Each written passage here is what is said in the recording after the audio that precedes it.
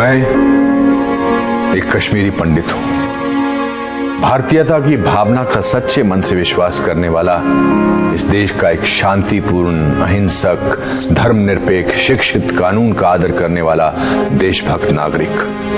26 साल पहले आज ही के दिन मुझे अपने घर से बेघर कर दिया गया। ये मेरी कहानी है। 1999 के शरद ऋतु के आते आते कश्मीर में आतंकवादियों का बोलबाला था।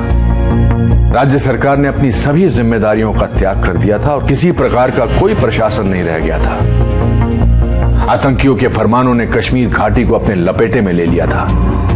ऐसा लगता था जैसे भारतीय होना मानो एक गाली हो। आतंकवादी हिट लिस्ट जारी करने में लगे हुए थे।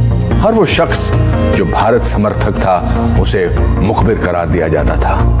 उसको मारना जिहाद था और पुण्य भी। प्रमुख कश्मीरी पंडितों को पहले से निशाना बनाकर मारा जा रहा था। सामाजिक कार्यकर्ता टीकालाल टप्लू को सरेआम दिन दहाड़े श्रीनगर में मारा गया। नीलकंठ गंजू को करणनगर में मार दिया गया और उनका शव सड़क पर कई घंटों तक पड़ा रहा। वकील प्रेमनाथ भट्ट की बेरहमी से दक्षिण कश्मीर के अनंतनाग क्षेत्र में हत्या की गई। अनगिनत अज्ञात पंडितों की निर्मम हत्याएं की गई। संदेश स्पष्ट था। 4 जनवरी 1990 को आफताब समाचार पत्र में हिजबुल मुजाहिदीन ने प्रेस विज्ञप्ति प्रकाशित करके सभी हिंदुओं से घाटी छोड़ने के लिए कहा। एक अन्य समाचार पत्र अल-सफा में भी यही प्रेस विज्ञप्ति छपी। जल्द ही यही नोटिस कश्मीरी पंडितों के घरों के दरवाजे पर चिपका दिए गए।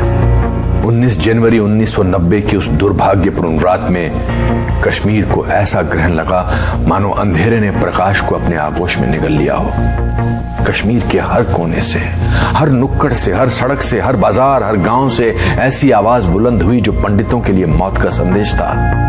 हजारों लाखों का हजूम कश्मीर की सड़कों पर उतरकर जहरीले नारों में उद्वेष कर रहा था जो पहले कभी नहीं सुना था, ना देखा गया था। पूरे कश्मीर में मस्जिदों से घोषणा की जा रही थी कि कश्मीर पाकिस्तान बनेगा।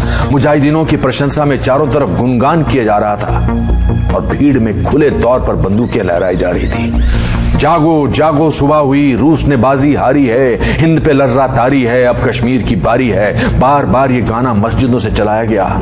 अगर कश्मीर में रहना है अल्लाह अकबर कहना होगा। ए जालिमों, ए काफिरों, कश्मीर हमारा छोड़ दो। इन नारों का सिलसिला मानो थमने का नाम नहीं ले रहा था।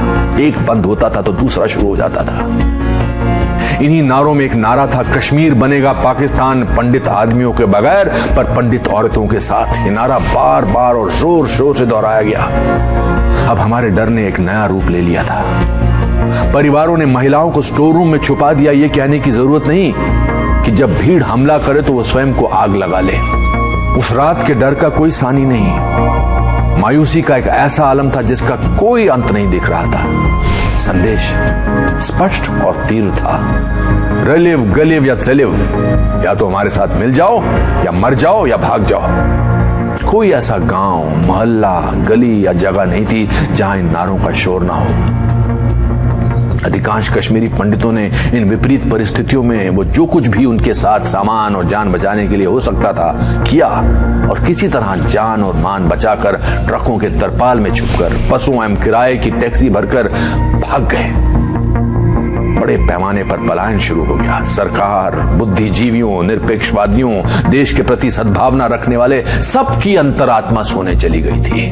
कोई भी इसके बारे में बोलने को तैयार नहीं था। 19 जनवरी 1990 के बाद के दिनों में कश्मीरी पंडितों का कत्लेआम शुरू हो गया और कश्मीरी पंडितों पर अत्याचार की इंतहा होने लगी थी।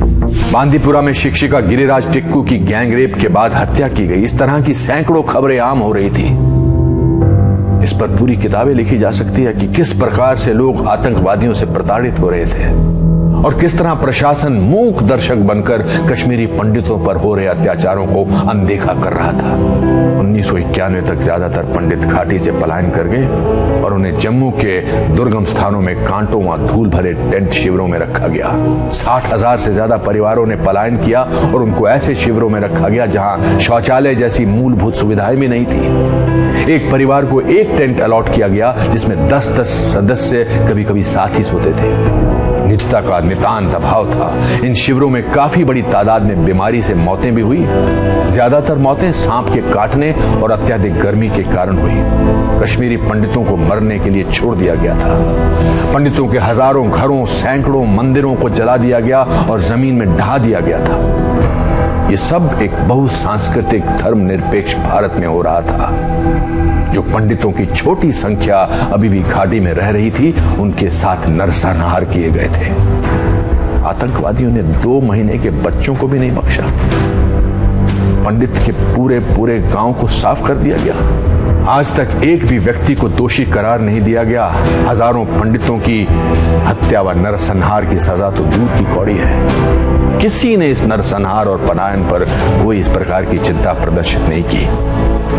हमारे घर सूने पड़े हैं, मंदिर अपवित्र हैं, सब कुछ ढहने को है। 26 साल के बाद आज भी जम्मू के बाहरी इलाके में अपने देश में शरणार्थी के रूप में कश्मीरी पंडित अभी भी शरणार्थी शिविरों में रहते हैं, और जहां उन्हें ज्यादा सहायता भी नहीं दी जा रही है।